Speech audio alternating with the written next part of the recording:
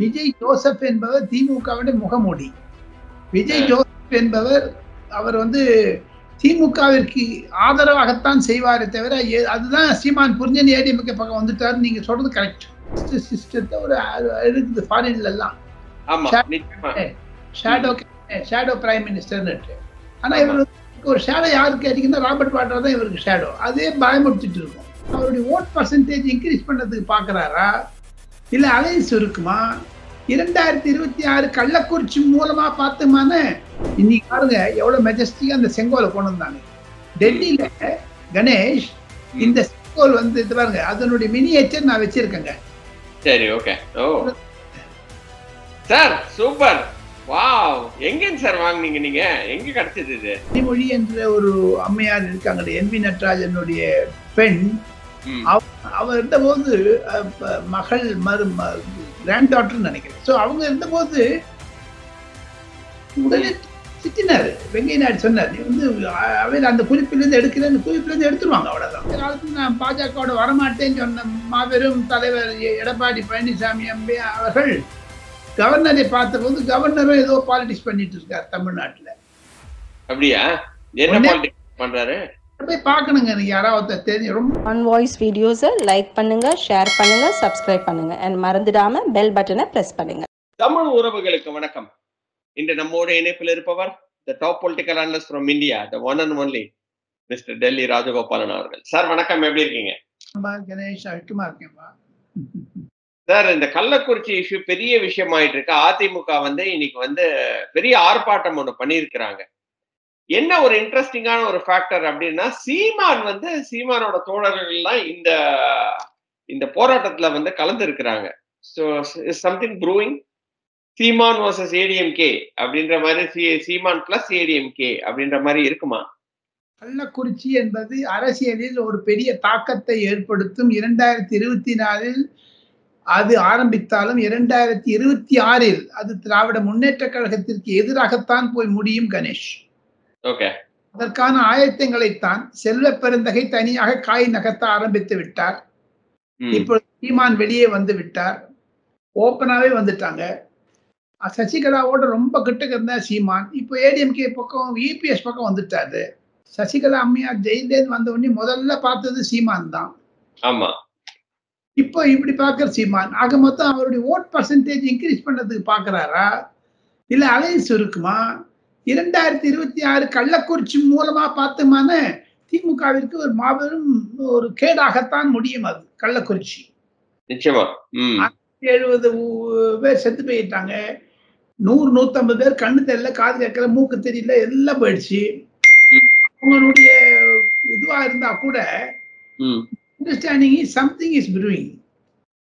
Okay, 2026க்கு இது ஒரு மாறுதலா அமையும் அப்படின்ற மாதிரி தான் நீங்க பாக்குறீங்க இல்லையா? அந்த சீமானும் அதிமுக சேர்ந்த ஒரு பெரிய ஃபார்மிடபிள் ஃபோர்ஸ் ஆயிடுமே சார்.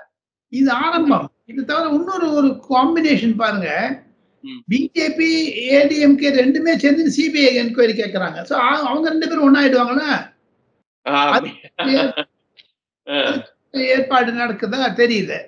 ஆனா இந்த காலத்துல நான் பாஜகவோட வரமாட்டேன்னு சொன்ன மாபெரும் தலைவர் எடப்பாடி பழனிசாமி அவர்கள் கவர்னரை பார்த்தபோது கவர்னரும் ஏதோ பாலிடிக்ஸ் பண்ணிட்டு இருக்காரு தமிழ்நாட்டுல. அப்படியா? என்ன பாலிடிக்ஸ் பண்றாரு? போய் பார்க்கணுங்க. யாராவது தெரியும். ரொம்ப நம்பிக்கையான இருந்து யாராவது சொன்னா கவர்மெண்ட் மேல எவ்வளவு மனசுல இருக்கக்கூடிய தாக்கங்கள்லாம் சொல்றாரு நேரம் கேட்க முடியும். அவருடைய மன தாபங்களை சொல்லுகிறார். இவ்வளவு பண்ணியிருக்காங்களே அப்படின்னுட்டு. அந்த மாதிரியான ஒரு ஏற்பனில் கள்ளக்குறிச்சி என்பது RN ரவி அவர்கள் சிபிஐ அறம் மற்றும் ஏடிஎம்கே டிஎம்கே எல்லாம் சேர்ந்து செய்வது என்னை பொறுத்தமட்டில் ஒரு ஆரம்ப காலத்தாக தான் நான் பார்க்கிறேன் கணேஷ்.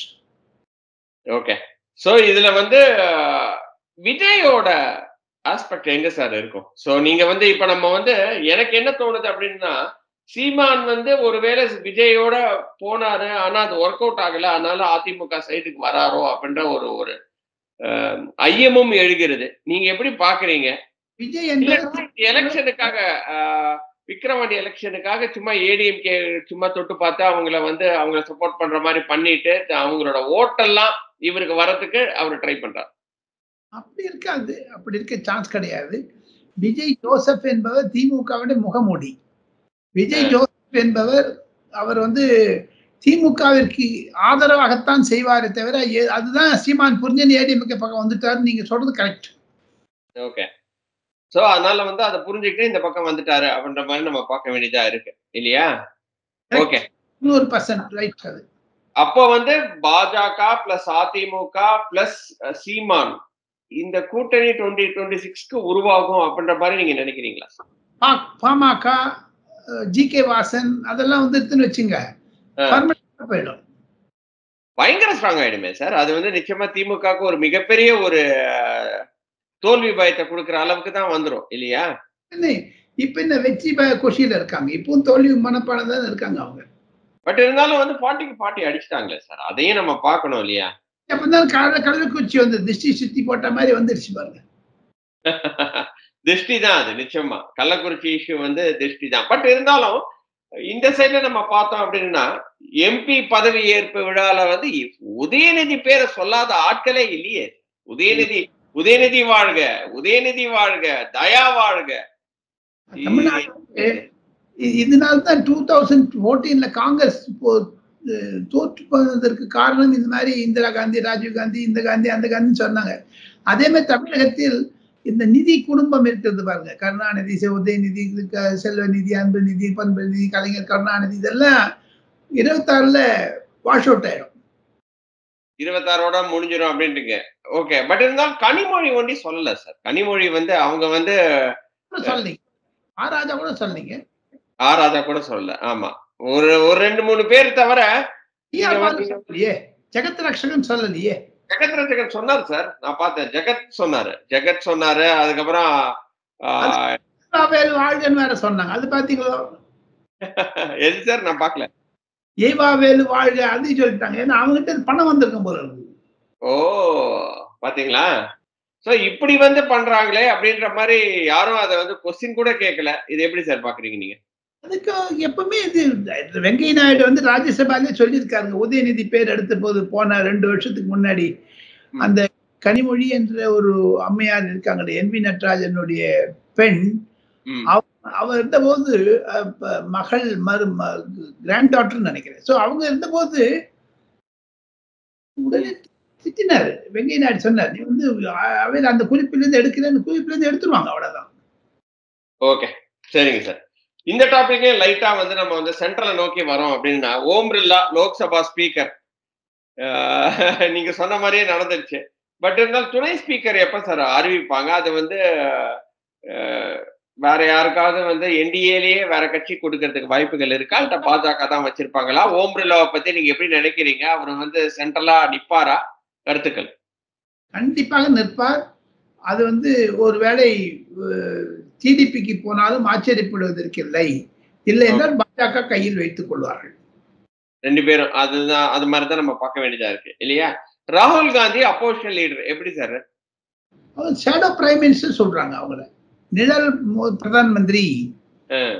ஆமா, அந்த shadow prime minister west minister சிஸ்டத்தை ஒரு இருக்குது ஃபாரின்ல எல்லாம்.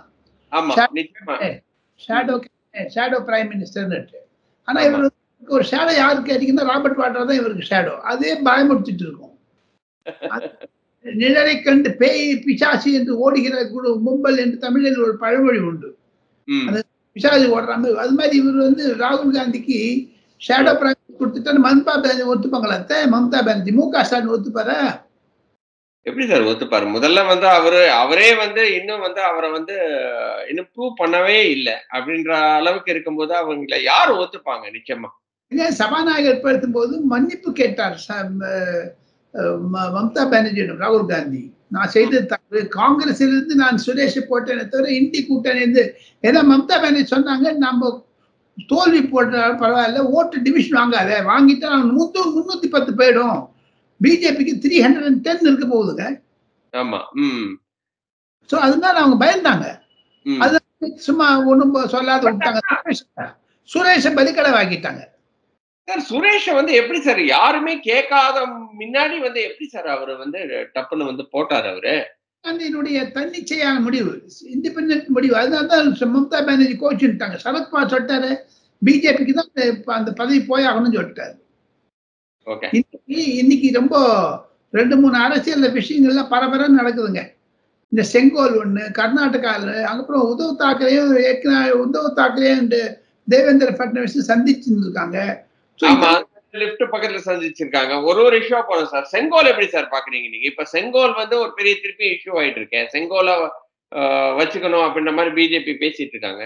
செங்கோல் என்பது ஒரு மரியாதைக்குரிய ஒரு பிம்பமாக நினைத்தாலும் அது நரேந்திர மோடியினுடைய அரசாங்கத்தால் கொண்டு வரப்பட்டது. இன்னைக்கு பாருங்க எவ்வளவு மெஜஸ்டிக்கா அந்த செங்கோலை கொண்டு வந்தாங்க. டெல்லியில கணேஷ் இந்த செங்கோல் வந்து இது பாருங்க, அதனுடைய மினியேச்சர் நான் வச்சிருக்கேங்க.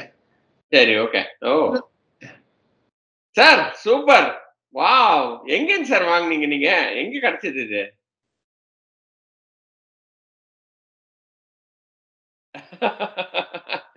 சார் நல்லா இருக்கு சார். ஓ ஓகே. இது வந்து 1/10 அது அப்படியே காப்பி பண்ணிருக்காங்க. இது எல்லாம் தமிழ்ல கூட எழுதிக்கிட்டு பாருங்க. நான் கேமரா கிட்ட காமிக்கிறேன் பாருங்க. எல்லாம் தமிழ்ல எழுதிக்கிறதெல்லாம் இருக்குது பாருங்க அப்படியே. வாவ், ஆமா சார், ஆமா. அது செங்கோல் தான் இது. இது வட இந்தியாவில் பிரபலமாகிவிட்டது. நரேந்திர மோடியினுடைய கையால் துவக்கப்பட்டது என்று குறைஞ்சது ஒரு 1 lakh பீஸ் வித்து போயிடுச்சு டெல்லியில. ஓ அப்படியா? ஓகே. இதெல்லாம் தெரியும். சமாஜ்வாதி கட்சிக்காரன் என்ன வளரின்னு இருக்காங்க. அதை பார்த்துட்டு நம்ம TK இளங்கோவன் வளர்றாரு கடந்துட்டு.